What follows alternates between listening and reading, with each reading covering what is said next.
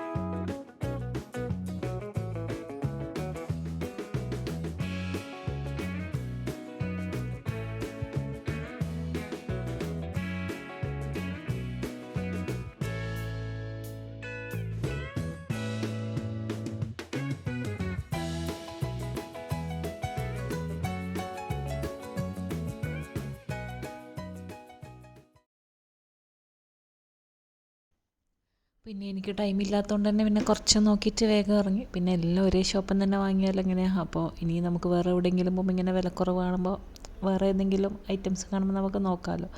അതുകൊണ്ട് എല്ലാം ഒരേ സ്ഥലത്ത് നിന്ന് തന്നെ എടുക്കില്ല. അങ്ങനെ ഇതെല്ലാം എന്താ പറയുക അവിടെ നിന്നെല്ലാം നോക്കിയിട്ടെല്ലാം ഇറങ്ങി. അങ്ങനെ കാര്യമായിട്ടൊന്നും വാങ്ങിയിട്ടില്ലായിരുന്നു.